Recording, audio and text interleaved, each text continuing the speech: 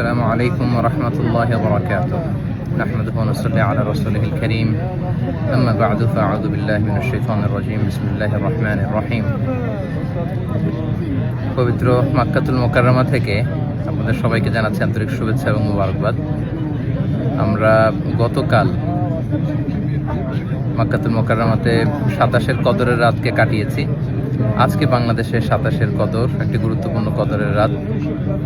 আল্লাহ রাসূল সাল্লাল্লাহু আলাইহি সাল্লাম, আমরা জানি যে লাস্ট 10 ডেজ অফ রমাদানে রাতে ঘুমাতেন না, একান্তভাবে তিনি ইবাদত করতেন। আমরা গতকাল দেখেছি লাখো লাখো ধর্মপ্রাণ মুসল্লিরা কাবার প্রান্তরে কেউ উমরা করেছেন, কেউ কিয়ামুল লাইলে অংশগ্রহণ করেছেন, তারাবিতে অংশগ্রহণ করেছেন। আলহামদুলিল্লাহ, আজকে বাংলাদেশে 27-এর কদরের রাতকে আমরা উদযাপন করছি। আল্লাহ রাসূল সাল্লাল্লাহু আলাইহি সাল্লাম আম্মা জান আয়েশা রাদিয়াল্লাহু তাআলা আনহাকে এই রাতে একটি বিশেষ দোয়া পড়তে বলেছেন। তিনি বলেছেন যে, আয়েশা, তুমি যদি এই রাত পাও তাহলে তুমি পড়বে আল্লাহুম্মা ইন্নাকা আফুউন তুহিব্বুল আফওয়া ফাআফু আন্নী। অর্থাৎ, হে আল্লাহ, আপনি ক্ষমাশীল, আপনি ক্ষমা করাকে পছন্দ করেন, আল্লাহ আপনি আমাদেরকে ক্ষমা করেন।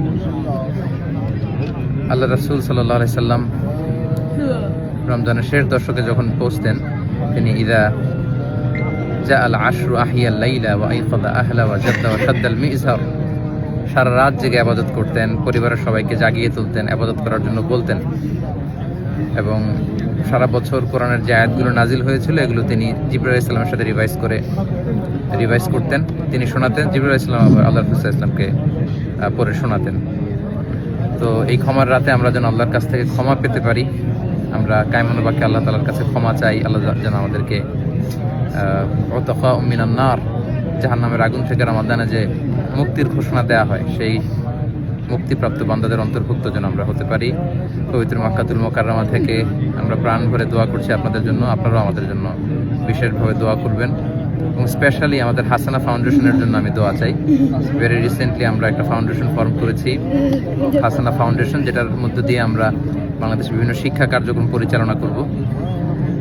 কদরের এই বরকতময় রাতে হাসানা ফাউন্ডেশনের ভবিষ্যৎ কার্যক্রমগুলো যেন আমরা স্মুথলি পরিচালনা করতে পারি। আপনারা এই ফাউন্ডেশনটির জন্য দোয়া করবেন। এবং ঈদের পরপরই আমি দেশে আসব। এখন থেকে আমি দেশেই সেটেল করব, দেশেই থাকবো এবং ফাউন্ডেশনের বিভিন্ন কার্যক্রম সরাসরি পরিচালনা করবো ইনশাআল্লাহ। আপনাদের সবার কাছে দোয়া আছে, সবার জন্য আবার অফুরন্ত দোয়া ভালোবাসা জানিয়ে মসজিদুল হারাম থেকে বিদায় নিচ্ছি, পবিত্র মক্কাতুল মুকাররমা থেকে। হাদা মা ইনদি ওয়াল ইলমু ইনদাল্লাহি আলাইহি তাওয়াক্কালতু ওয়া ইলাইহি উনীব। আসসালামু আলাইকুম ওয়া রাহমাতুল্লাহি ওয়া বারাকাতুহু।